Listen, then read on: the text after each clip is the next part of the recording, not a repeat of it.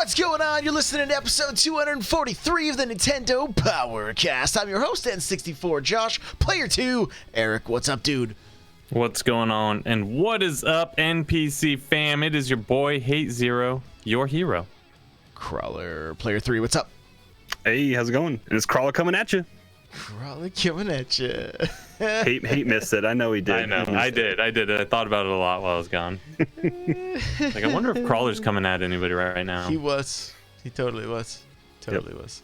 Hey, that music you're hearing right now is from On Being Human. You can check them out on Spotify and YouTube. Remember, this is an unofficial Nintendo podcast. And if you'd like to get yourself a free book from Audible, head on over to audibletrial.com/NPC. Pick up something awesome like Blood, Sweat, and Pixels or Ready Player One. The chair I'm sitting is from OP Seat. Head on over to n64josh.com/OP Seat to automatically save $10 at checkout.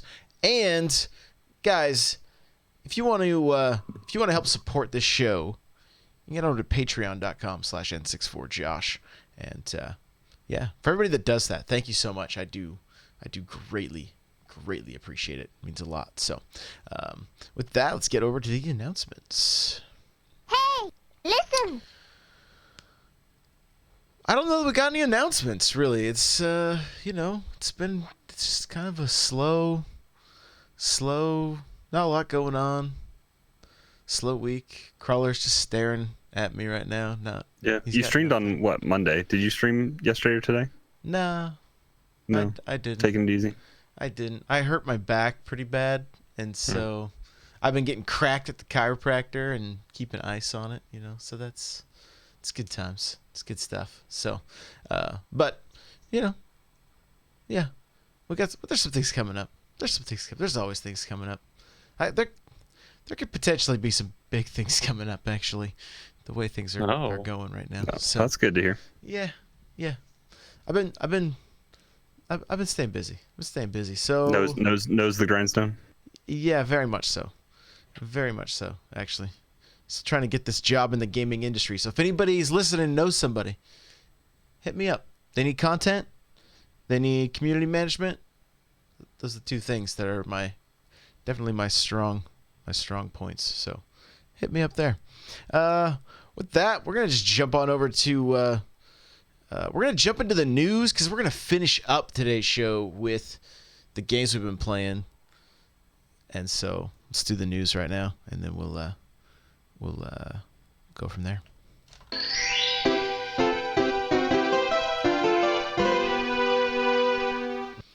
If you were up early, you were probably watching the Smash reveal Terry Bogard from Fatal Fury.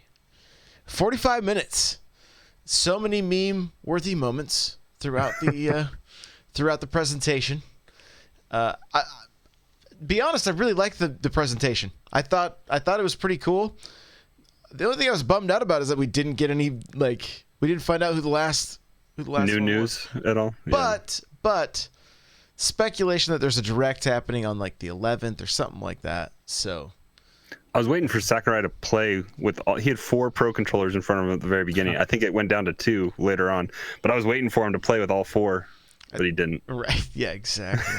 Exactly. So, any big changes with 6.0 that you want to let us know about, Crawler?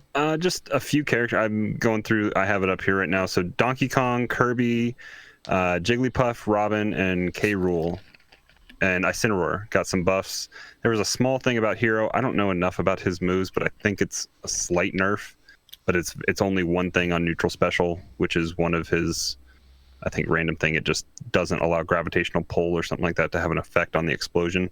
So, but most all those characters that I listed got faster or larger launch abilities or faster moves. So pretty much buffs for all those characters. That's actually positive to see that we're not seeing a long list of nerfs as well as buffs, that we're bringing characters up and not punishing characters that are good. It's good to see. Did old Mario get anything? Does he ever get any kind of love? He's the control, isn't he? Mario is the control. Like everyone's kind of balanced off of him, right? I Like guess. he's the all around fighter. I guess. I just want to see him get just a little buffed. Just, I mean, everyone's gotten, but like this is one of the first patch notes I think that hasn't had like an all characters something. yeah. No, it's good. It's good. So character pack includes Terry Bogard, King of Fighter stage, 50 music tracks. It was really funny if you watch the video. Sakurai was like, "Yeah, so we submitted 50 tracks, expected to get 10 approved, and they said do all of them." Okay. So I don't know how big this update was. The memes that I saw at least one meme that was like Terry Bogard with all of his music tracks, and it's like, Cloud, how many music tracks did you get? It's like 2.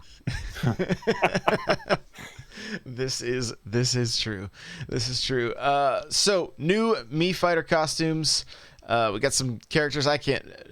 Naku, Yeah, good luck. Ruro, I don't know. From Samurai Showdown. Somebody from Art of Fighting. Somebody from the King of Fighters.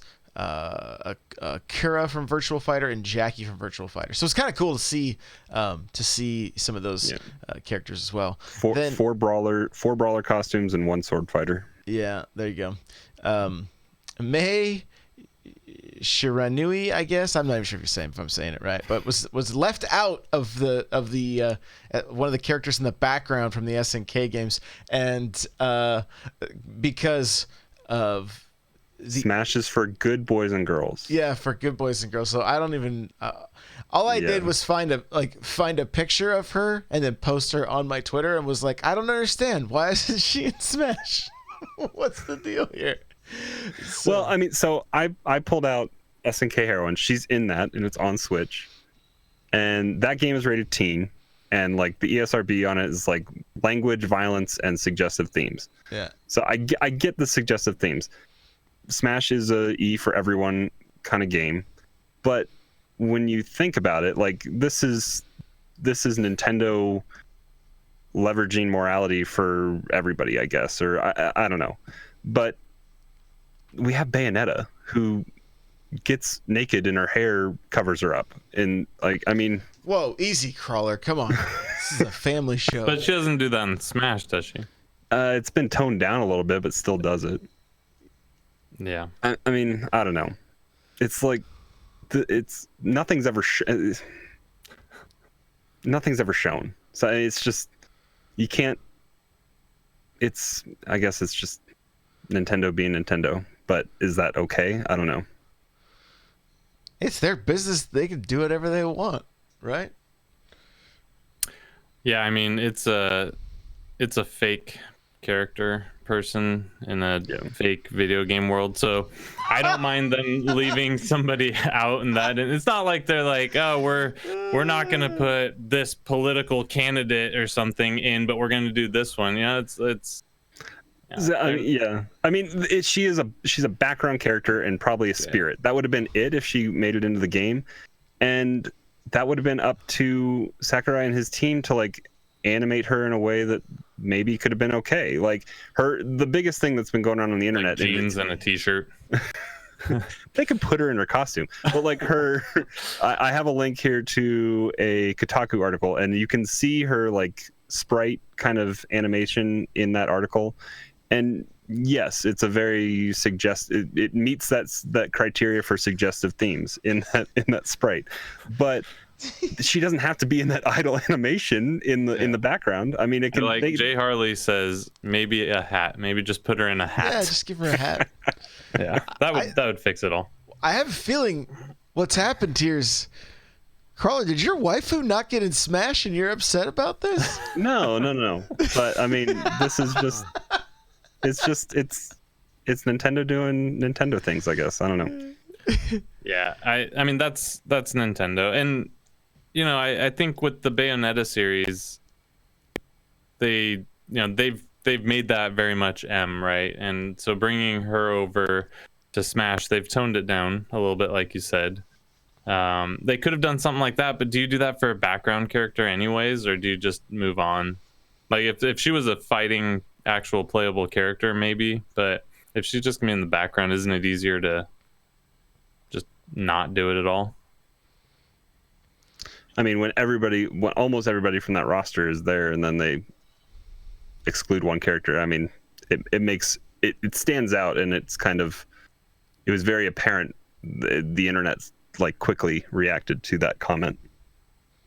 They should have put her in a stage where there's like a window and just put her in the window. Would have pleased everyone, right? They probably just shouldn't have said anything at all. Yep. Just leave it out. Just I mean, let the few that's the people thing. that are like, wait, what about my waifu? And they'd been like, they shined a light on it, and that was probably the biggest problem that they encountered. But before we get off of Smash completely, the stage is a different kind of thing for Smash. It's got invisible walls that prevent you from knocking somebody off the stage until they hit a certain percentage that allows them to be KO'd, and it'll automatically do it. So it acts more like a 2D fighting stage from Fatal Fury or King of Fighters or anything like that. So it's actually kind of a new and different thing for Smash, which could be interesting. I don't know how the competitive scene will adopt it, but it's different. So, pretty cool. I liked it. Yeah, I mean, obviously, I jumped in with the Battlefield. I changed it to the Battlefield setting as soon as I checked it out. But having the animation and whatnot that they show, I thought was pretty. I thought was pretty cool. The also with the fireworks and the characters in the background, things like that. Like it just seemed like it had a little more life to it than a lot of the stages, which I thought was cool. So, and I did. I won't. I guess we'll talk about Smash and Terry after the fact. So we'll get back into it. But last little bit of Smash news: it passed Street Fighter 2 to become the best-selling fighting game of all time. Smash as a series or this Smash? So both. So I'm looking at an IGN article, and it's linked in the show notes. So Smash Ultimate has sold over 15.7 million copies, officially passing Street Fighter 2's 15.5. I guess grain of salt time. Street Fighter 2 is released how many 20 different times? I mean, yeah, right. It's released a lot, but I don't know where that falls. So I guess, this is saying here, 91 proceeded to release 7 unique versions, allowing it to take the world by storm. So I mean, it sold a lot, but I don't know if they're counting all those different 7 versions. It was multi-platform too. I mean, it's a pretty impressive feat. Mm-hmm. And Smash sold 11 million in its first 3 weeks, and then it's gone on to do a little bit more. And so and then the subtitle on this headline as well is become the best-selling fighting game series with 53.03 million units sold as well. So since 64, it's sold quite a bit. Yeah, I guess. Did you guys ever have to play Street Fighter 2 on the Genesis before they had a 6-button controller? If you buy a mini, you can experience that. No, I played Mortal Kombat on the Genesis with the 3-button controller. Oh, same here. It's just terrible, like just terrible time. Don't you have to hit select or something like? No, you have to hit. Is it select? I thought you had to hit like up in the button or something. Or hold the bumper or something. I don't know. I bought a 6-button. I bought 2 different 6-button controllers for my Genesis Mini, so I don't have to deal with that. Yeah, it's wild. And eventually I got 6-button controllers for my regular Genesis, and that was night and day for those games.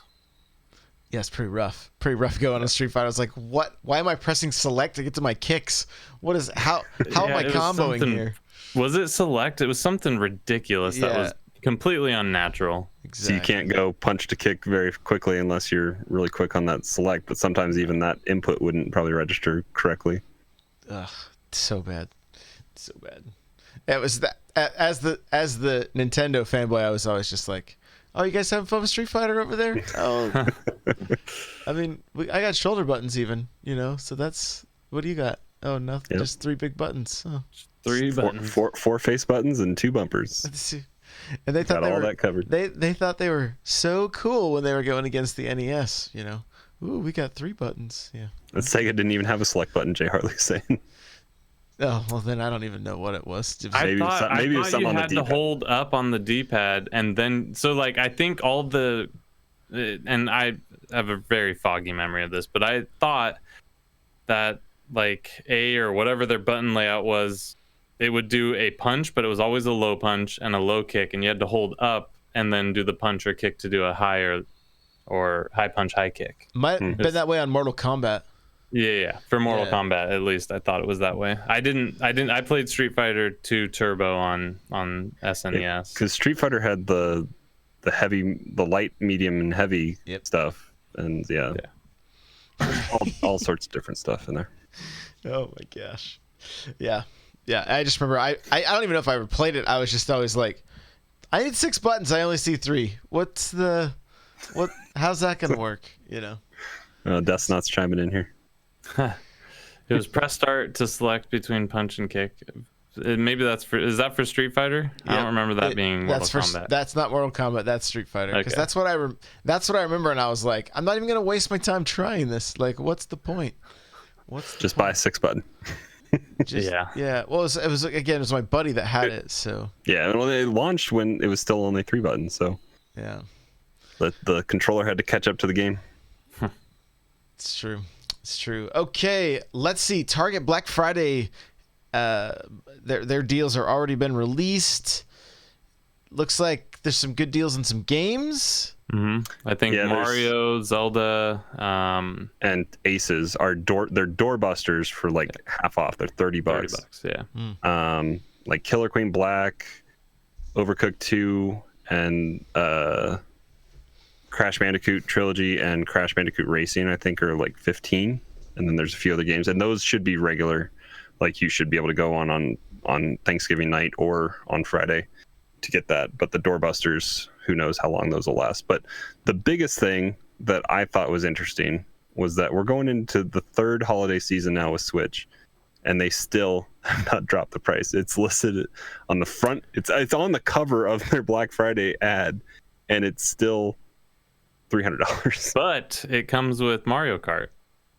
Yeah, like they did last year. Right, but if you still haven't bought it, that's a game you're going to get anyways. So if you're buying a Switch, maybe if it's your second Switch, it's not such a great deal for you. But if you're buying a Switch, that's a must-own, as we talked about last episode I was on.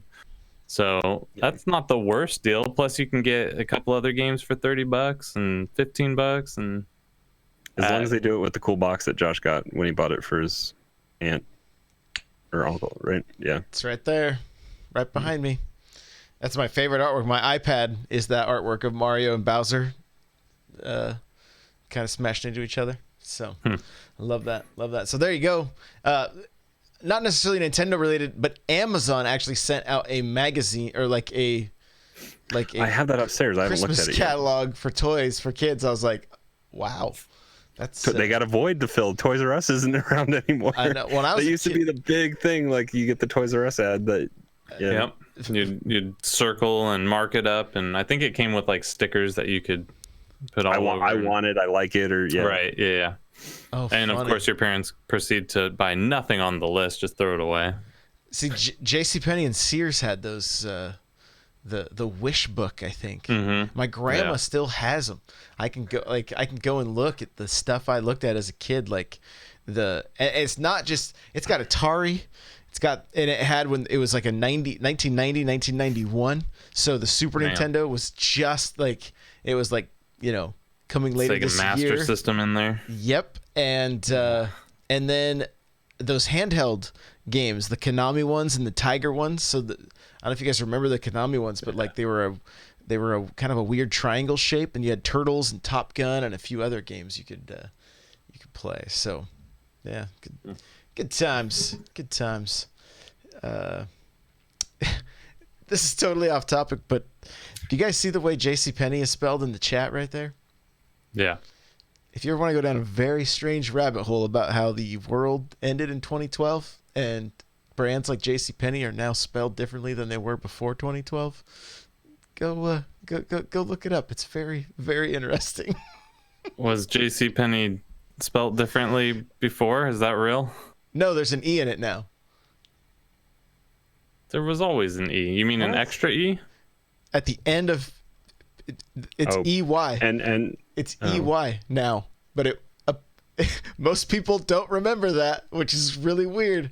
So if this just welcome look to up- Department Store podcast. No, it's Skechers is spelled. It's funny. Go look it up. Look up the world ended in 2012. Like and there's you'll find these tweets that this guy put out. It's Did they do that for some sort of tax purposes?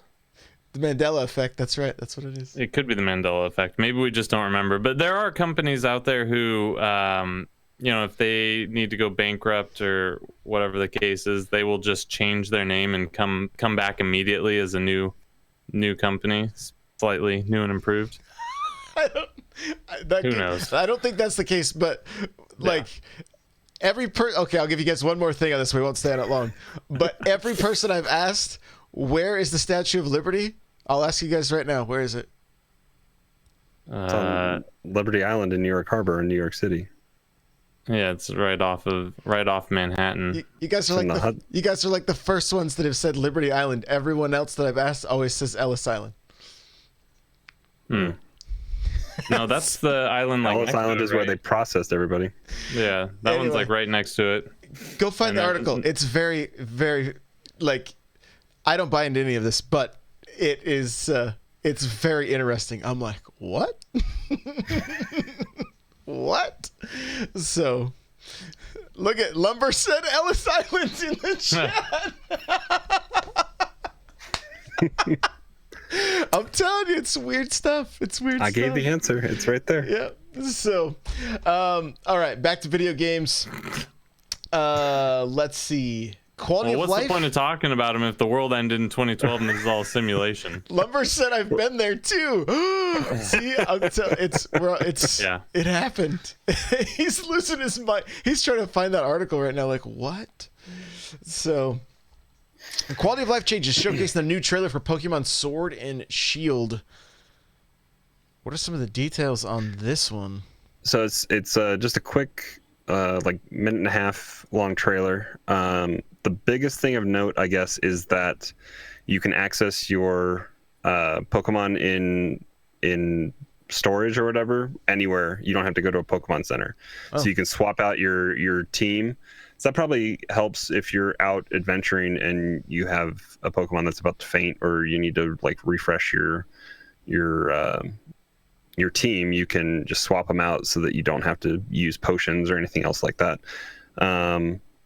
They showed off experience candy, and the other thing was you can use it's like a mint or something like that to change its some of its stats a little bit. So I'm sure there's going to be lots to dive into here in a little over a week, but yeah, should be fun.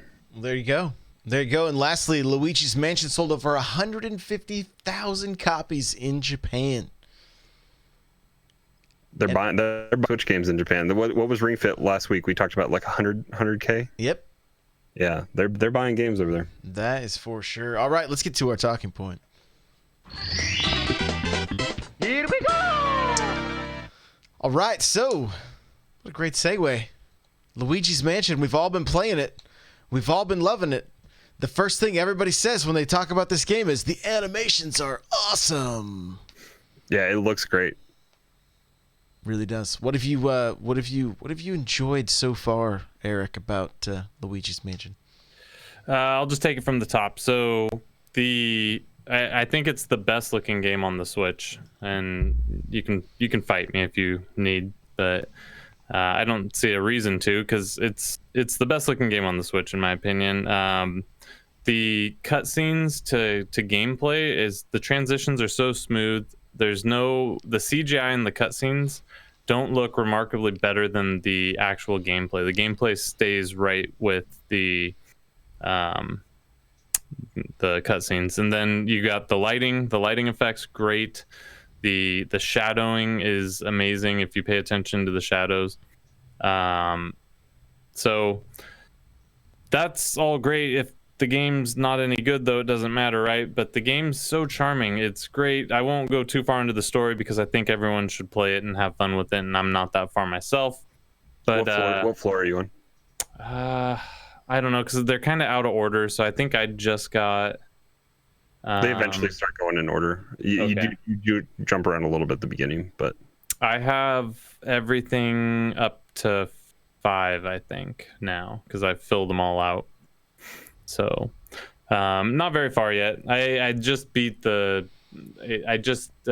a security guard. Okay. So, Josh was just there the other day too. Okay. Mm-hmm.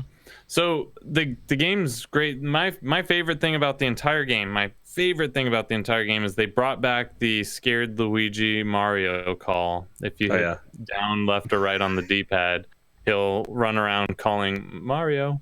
And it depends, how frightened he is at the time, what kind of Mario yell you're gonna get.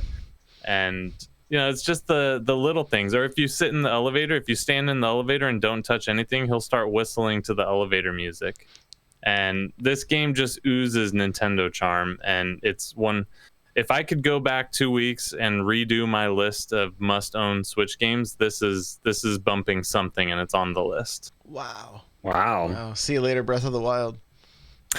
I mean, it's just can you name 5 other more charming quintessential Nintendo games?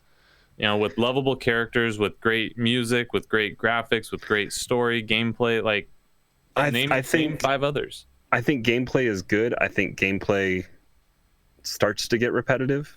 I'm on floor 7. And I mean, Luigi's Mansion games have kind of always been scared, like shock the ghost with your light. Yeah. There are a few different puzzles to figure out. Sometimes on the ghost wears sunglasses, and I just encountered a ghost that had leaves on his face. And so, you have to do a few different things girl.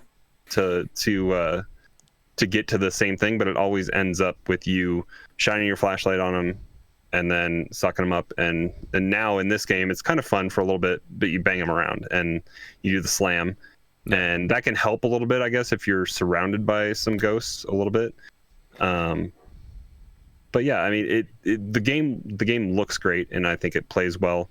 Like what you were talking about, like if you try to exit a room and it initiates a ghost fight, the gates come down and it goes right into that ghost animation cutscene real quick, and then you're back out and you're in the game, and it doesn't change like at all. It's all just seamless. Are there any other games on the Switch that have Virtual Boys in it? I'm just curious.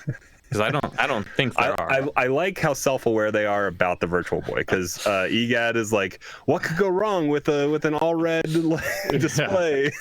We just need to they didn't market talk about it. the migraines.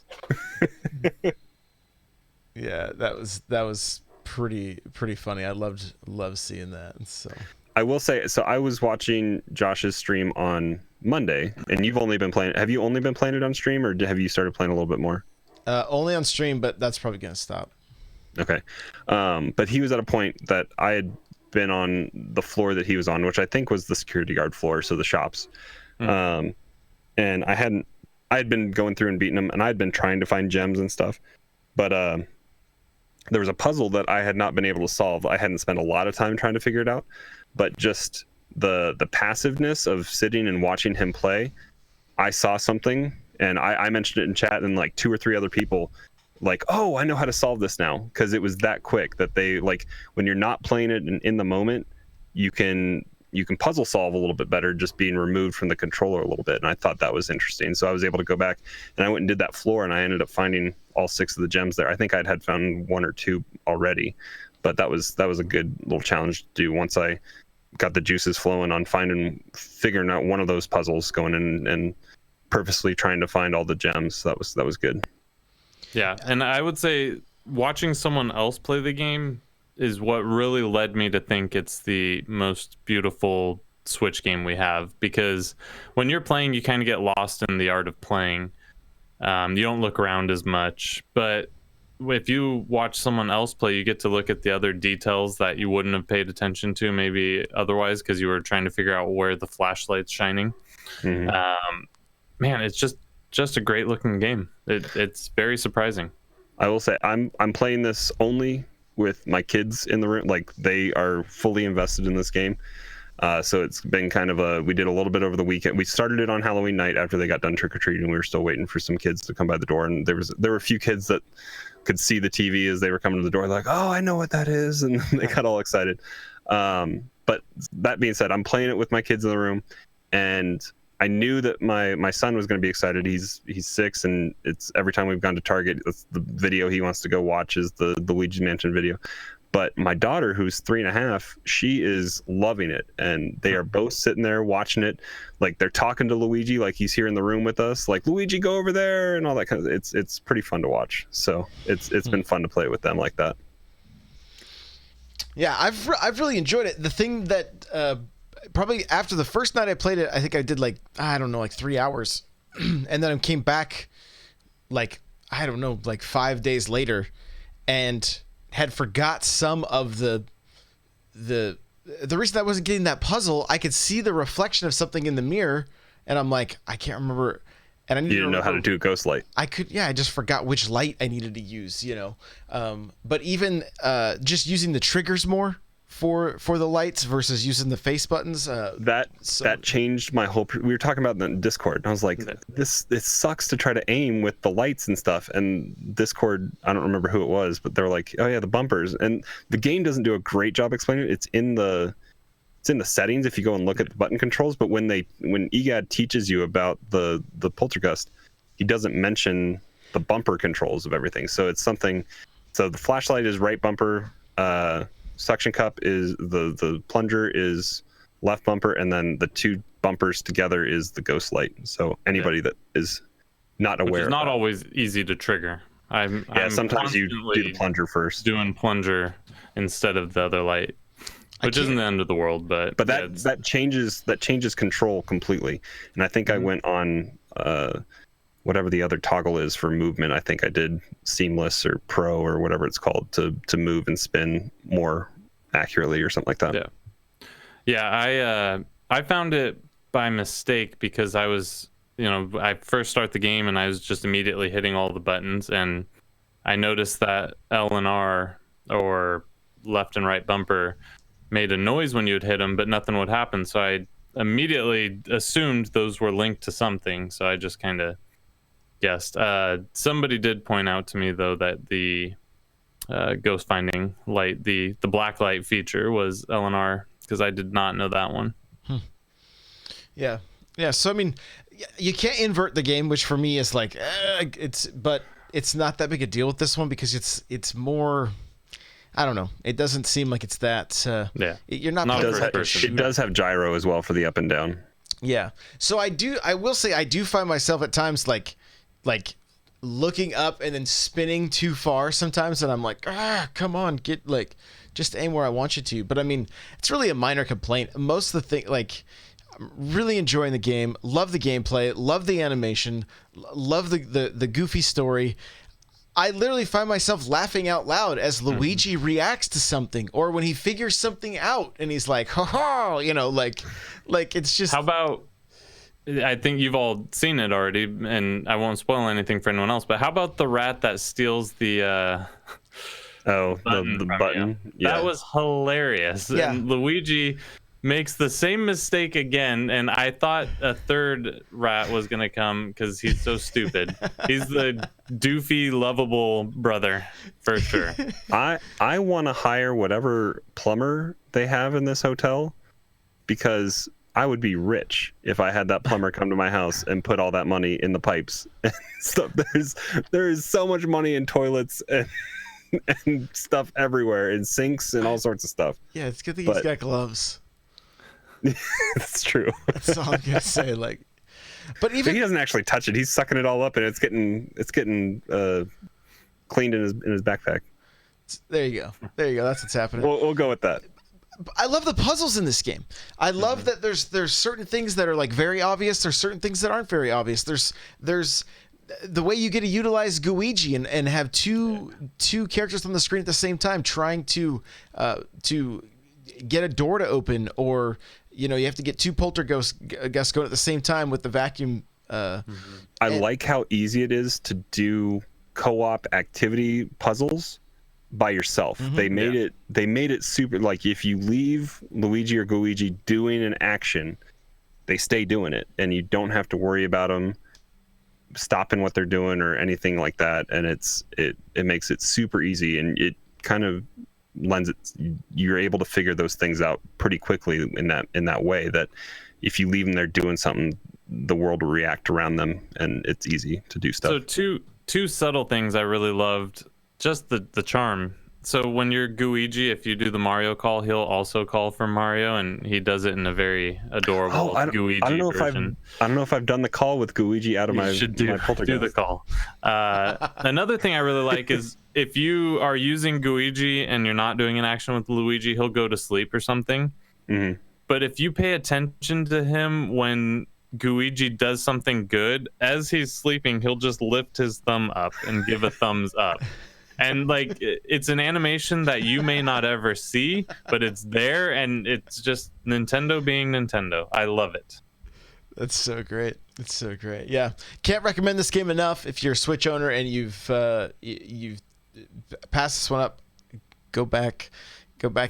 This, to me, the Luigi's Mansion game, at least Dark. I haven't played the very first one, but the Dark Moon or whatever, and this one, to me, they have that 3D Zelda vibe to them, but within the Mushroom Kingdom world, right? Between going and, like, you can see where you need to go, you can't necessarily get there right away, and then you got to go and get a key from another room or things like that, and that's something that just kind of takes place in this game, and for me, I love it. Like, well, and this goes back to when we were discussing most owned games on the Switch, and we talked about it ended up being, I think, mostly 4 of the top 5 that we were saying were all first-party games.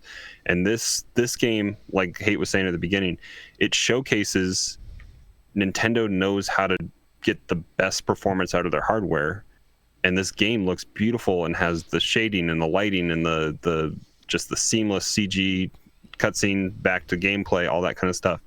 They know their hardware inside and out, and they take advantage of that, and they put on a clinic on how to build a game on Switch. And those games that are built for the Switch and not from another platform, or built on a generic engine or built somewhere else and then brought over, these truly showcase what the hardware can do, is what is possible on the Switch. Yeah. And so, like, I was playing a little bit last night in bed, and I immediately turned it off because it looks great handheld and it plays fine handheld. But man, this game just looks so good on the big TV. I didn't want to progress the story handheld. Like, I want to enjoy it on the big TV with the speakers going, and that's probably the first Switch game that I've refused to play handheld because I want to play TV only. Like, Breath of the Wild, I played a lot, and it was beautiful and it was great, but I played a lot handheld with that game for whatever reason. So I'm assuming, we haven't talked about it, I'm assuming I haven't touched it yet. Have any of you touched Scare Tower or the, I forget what because there's like Scream Park, yeah, because Scare Tower is, I think it was described in game as additional challenges and other things to go do single player wise, and then the Scare Park is the multiplayer stuff, I believe. I haven't tried either. Yeah, I've kind of been saving it. I want to beat the game. Yeah. Mm-hmm. The reason I haven't is because we started playing Mario and Sonic at the Olympics. Good transition. Look at it. I set them up, you knock them down. Yeah, there we go. There we go. So jumped into that last night for a little while, and then again this morning I ended up taking today off and played I think most of the mini games. I haven't done any of the 1964 Tokyo, like the 8-bit or 16-bit stuff. Haven't seen any of that yet. But other than, I didn't do karate, and I think boxing were the other two that I haven't I've done karate. I didn't do boxing. But yeah. So because we were doing 3 to 4 players the entire time. Here's what you haven't done fencing then yet either, probably, right? Yep, you can do fencing. You can do 3. Oh, okay. No, it's not 3-player. What I don't quite understand with the game is why they would let me do fencing. Like, because I think somebody just, again, I don't know how they do it, because when we did fencing, we did 4 people, so it was 1-on-1 and then 1-on-1, and you're a team. Whoever gets it just accumulates both points, and that's how you. So you may, Team A may take 10 points from Team B, and then Team B may take 10 points, but whoever got the most points, like, anyway, that's how you decide your winner. And so, yeah, so I don't know why they couldn't do that with karate. I'm not sure why they couldn't do it with boxing, where they just let you do 2 people and then do the other 2 people. I have no idea. I don't know what the reasoning is there, but anyway, they don't work.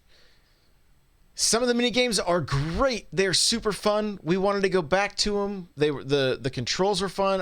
I played the entire time with a single Joy-Con, not using motion controls, just turning it sideways. All 4 of us. That's how we played. For the most part, the controls were decent. Sometimes they're a little loose. They're not as tight as you would like them to be. Some mini games in particular, like throwing the discus, the angle thing. I was playing that I was on my Switch handheld, and I didn't really notice, like, it didn't give me a cue as to where, like, nope, where I was holding it. You just said hold it at a 35-degree angle, but I didn't know what set at 0, what set at 90, and there was no calibration kind of thing for it, so it was kind of odd. But that's why they give you so many practice runs, so that you got to figure out where that angle is, and then try to mimic it for your actual throw. So by the time I was done with that one, although I struggled for like probably 3 or 4 games, the last game we played, I was knocking that thing out of the park. Like I was throwing it incredibly far. So it is a great little party game. I don't know that I see myself going back and playing it much by myself. Cryptic's asking, do you feel the game is going to have longevity, or something that you'll forget about after another huge release like Pokemon? Again, it's more than likely there's going to be like 1 to 5 games that really were kind of resonated with us, and my daughters might be like, hey, let's play this again for a little bit. But it's funny, as of recent, I had to set the Wii U up downstairs because they wanted to play Nintendo Land, so we could play the Luigi's Mansion game and Mario Chase.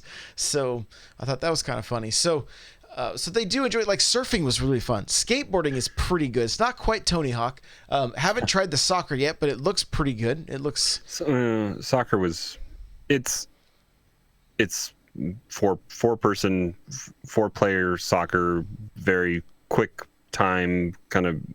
There's no real strategy to it. It's kind of luck and getting it in there on a good pass kind of thing. Gotcha. But I mean, probably same thing with rugby. So I mean, I picked this up last night as well. I've only played it handheld just a little bit today. I didn't have much time last night when I was playing it. So I've only played it handheld. I haven't tried it with a regular controller or anything like that.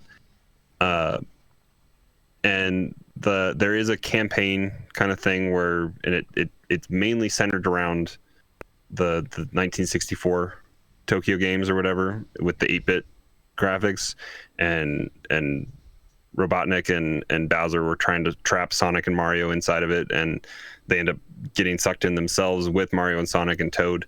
And so you do some events there, and then Luigi's trying to find out how to get. He activated it and scanned all of them into this game, so he's trying to get them out. So you're acquiring different characters and doing. So it kind of. I'm on like chapter 3 or something like that of the story. I don't know how much there is, but it takes you back and forth doing. I did like 100 meters in the 8-bit style, and then I came out and Luigi had to race Amy from the Sonic series in the 100-meter dash in the more modern setting. So that's where I've gotten so far. With that, but I did jump around in the mini games. I was looking for diving in the regular contemporary stuff, and it's not there. It's only 8-bit, but I did have fun with the diving. It pretty much involves you have like 3 or 4 options to choose a dive, and they get more difficult as you go down the list. And then if you complete that sequence of dives, you don't have to memorize or anything. It's on the screen. But if you complete that, then you get to do some additional moves to add bonus points to your score. So it's pretty fun. But I had a different experience than you, Josh, because I've only been playing, like I said, by myself. I wasn't doing online, so I was doing just single player against the CPU. And it's definitely built for children. It's not a challenge to win. You really have to just mess up your prompts to not win. And so the challenge for me comes, I guess, trying to set those world record times or whatever. But I went in my settings looking to try to up the CPU difficulty, and there's not a setting for that. So I'm not that I'm hopeful that they're going to add that in, but it'd be nice if there was a way to make the CPU a little more competitive. And I guess the biggest thing with that is a lot of those events, either you're doing by yourself and you're going up against a scoreboard, but then there's the races like the 100-meter dash and the hurdles and the swimming and all that kind of stuff that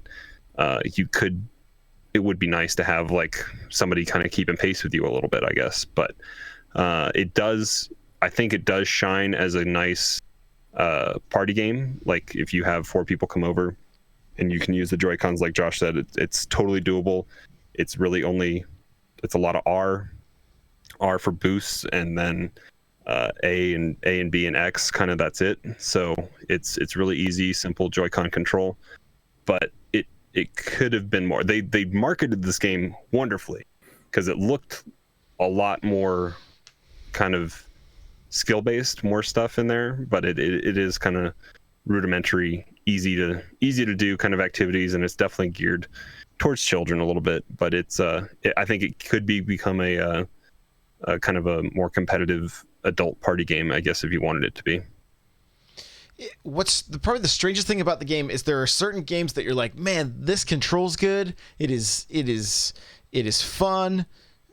And then you get to like the horse, like jumping with the horse, and you're just like, what? Like the way the horse is moving, like the animation doesn't really, the feet aren't touching the ground all that well. There's just, it's just kind of, it's so strange. Some of it's like you look at the water and the surfing and the way the waves look, and even the different. Okay, Wario without his shirt is by far the best thing of 2019. Because he doesn't have nipples, right? He doesn't.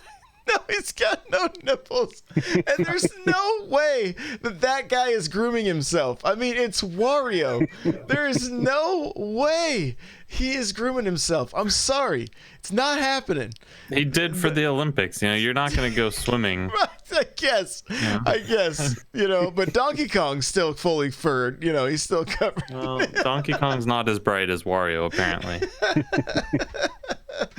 But yeah, when I saw Wario swimming like a whale through the pool, I was like, wow, look at this.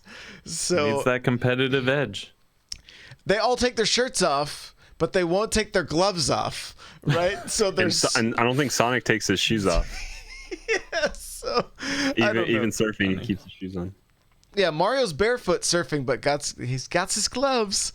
So I don't know. I love it. I think it's I think there's some great charm to the game. I think there's some of the mini games that are a blast and some that are just awful. Yeah. Have you jumped online at all? I haven't tried online. I have not. Nope. All we did was just fire it up and play. Like I said, 3 to 4 players. Like I ended up picking this up. I got it through Best Buy, so I ended up getting it with my gamer club or whatever. But I know Amazon had it on sale. It was already knocked down to like 50. It wasn't even 60 anymore. And then I think Amazon had it down to as low as 40. I would maybe say if you're intrigued by it and want to check it out, give it another couple, like, or at least another week until more of the Black Friday ads start coming out, and it might be a game that is a little bit cheaper here in a little bit. It really felt like about a $40 game. Yep. I would say. I was a little bit you know what I ended up doing? I went in and just grabbed a bunch of the games that are on Gamer Pass from my Xbox collection and just traded them in. I'm like, and I had to open so many games to trade them in. I was like, yikes. Yikes.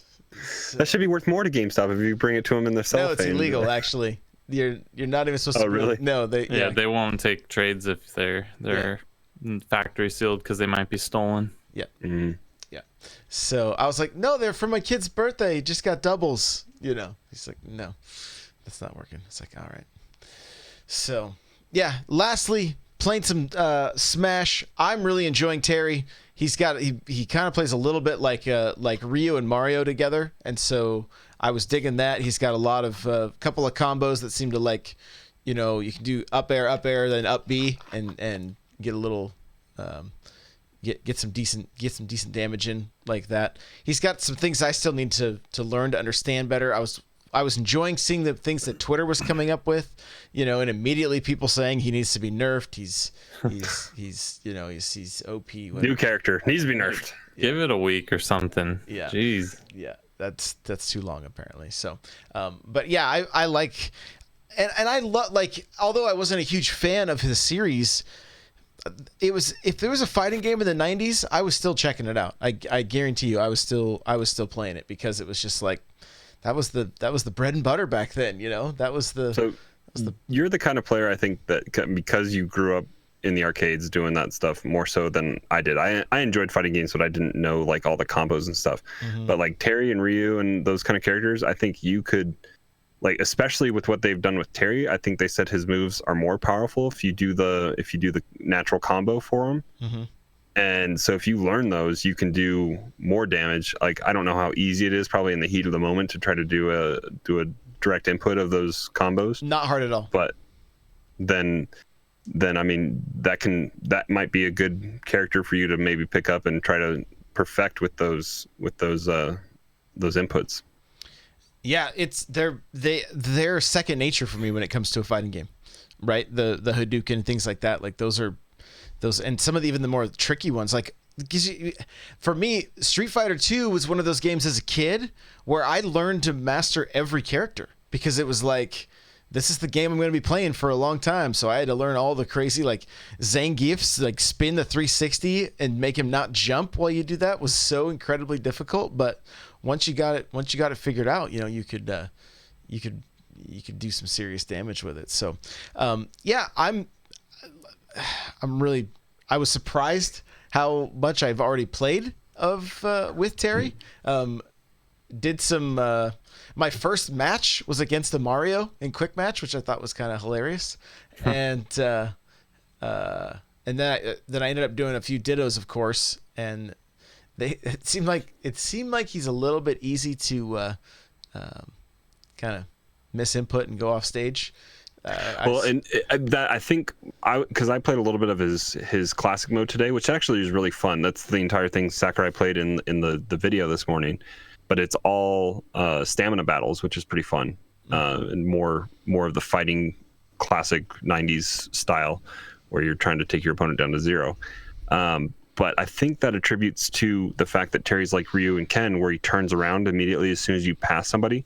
So you might be trying to do a directional side B or something like that to a certain, or a tilt or something like that to a certain way, and it becomes a back air or something like that. So it throws off it can throw off those inputs, I think, if you're not careful with how you're doing it. Yeah, and I will say, being able to cancel some of his moves and things like that, really cool. Like, really cool. You can rack up some damage pretty fast on your opponent, which for me, it's just the kind of thing I need to spend more time with and get used to the character and things like that. But overall, one thing we forgot to mention, they've listened to us a little bit with fixing private arenas. Yep. You can now change your rule set, and you can message people in the arena with like it's more tools, but it's preset communication. And then, was there one other thing? I think you're able to search for stuff in private arenas and there's something about elite, in like an elite mode or something too. You can put it like elite character. So maybe does that restrict people that only have characters in Elite Smash? Could possibly be. Yeah, could be. But then there was also, you can, in quick play, or is it just in arena? I don't know. You can, if people have their arena set to public with no password, you can get in easier, I guess, or something along those lines. I think it'll curate a list for you a little bit better. Yeah. Cryptic's asking, when do we get the final DLC character? You think we get it at the Game Awards? Possibly. My gut feeling with Game Awards is we're going to find out what December's game is, potentially. That's what I'm wondering. And who knows? Maybe it's Metroid Prime Trilogy. I don't know. But we don't know what the December game is right now. Well, and I think Game Award, like new Smash character is like they did the first character in the DLC at last year's Game Awards, but the game came out that night as well. But I feel like Game Awards is going to be something they reserve for. We already know we're at least getting 2 more characters, if not a whole nother season pass of characters. I think they either confirm that they're going to do a whole nother 5 fighter pack, or B, tell us at least who those first 2 are that they've already teased at least just 2 more, right? So I think maybe we at least get the first one there, if not both, or they give us the first and let us know that there's going to be a series of 5 again to buy the fighter pack. But I think maybe if this direct is teased, I think a direct is somewhere where they like to throw out the character a little bit and then give us kind of a hint and then go quiet for a little bit, and then they come out and they do this nice long video with showcasing the whole thing, and then we get it that day, which is nice. Smash will be complete if Kratos and Master Chief both make it in. Kratos isn't wearing enough clothes though for Smash. He's got enough beard. It can cover. Yeah, he's got enough beard. All right. Cool. Well, hey, have you been playing something? I have. I'll be quick because you guys took so long with all that Smash stuff. Ring Fit Adventure, the fitness RPG. I did it. I took the plunge. Did either of you get it? I think the answer was no. I've teased it to my wife, showing her some stuff, and I think she's a little bit intrigued, but that's just me giving a reason, a justification reason to go buy something else. You're like Ralphie on Christmas Story. You're like putting Ring Fit advertisements in her magazines and stuff. Yeah. I'm not gonna lie. I feel like I'm in pretty good shape generally. You know, I've never stopped running since I left the military. So I put this bad boy on the hardest setting because I'm like, it's a Nintendo game. It's a Pilates ring. You can hit right? Probably. We remember Wii Fit. Man, this thing kicks your butt. You get a sweat going. It's like a body weight circuit, you know. I've never done Pilates, so maybe that's what Pilates is. But you know, you've got some tension from the ring, and this is some good cardio. You're gonna get your heart rate above 120 beats per minute for quite a while. So, you're gonna have that sitting there. You're gonna get some sweat going. A lot of lunges, a lot of squats. It's brutal. But on top of that, so that part, yeah, you're working out, but it makes it fun. You know, you're playing up against this bodybuilding dragon named Drago, and he's the evil overlord of the game, and it's super cheesy, but man, I want to keep playing so I can save this Ring Fit world, and along the way I'm unlocking more workouts, which equals more abilities. Basically all the workouts are attacks, right? So you choose, like, do I want to do squats to attack this guy or overhead press to attack this guy? And it's surprisingly good, but more important, it's a surprisingly decent workout. You're only going to get in what you put in, or get out what you put in. But if you don't cheat yourself, you keep your form right, and you put the game on whatever level you are comfortable, maybe bump it up one level past where you're comfortable, and you'll get a good workout. I'm going to do about 30 days with this to see how it goes. Is there like a calibration period where it like lets you kind of try stuff out at the beginning to figure out what setting you want to have it on? Or yeah, so it asks you your age, your weight, your fitness level, and then how hard you want to go. So it lets you set it up, and then it picks a level from there. And then you can play a little bit, and then you can adjust it. I've thought about adjusting mine down because it's like I'm doing these squats, and it's not like you're just doing a squat down and up. You do a squat, you hold it at the bottom for like 4 seconds, and then you stand up. I'm doing 30 reps of this, and it's killing me. What I've heard from other reviewers that it's not about just getting fast reps in. It's about Right. the Joy-Con are surprisingly like attuned to where you are and what you're doing, and they're trying to really enforce form. Yeah, when so you're doing if you do the squat, oh, I can't say that. If you do the squat halfway, there we go. If you do the squat halfway, it'll still give you the attack, but you won't get as strong of an attack. Like your character has been infused with this firepower, and your character will be more on fire if you're using proper form. And so like there's a couple of yoga exercises I'm doing, and I'm the least flexible person on earth, and man, it kills me to try to get proper form on these, but it makes a difference because your character, when you're doing it right. So how does the Pilates ring feel like it's gonna hold up pretty well? Oh yeah, I immediately tried to break it, and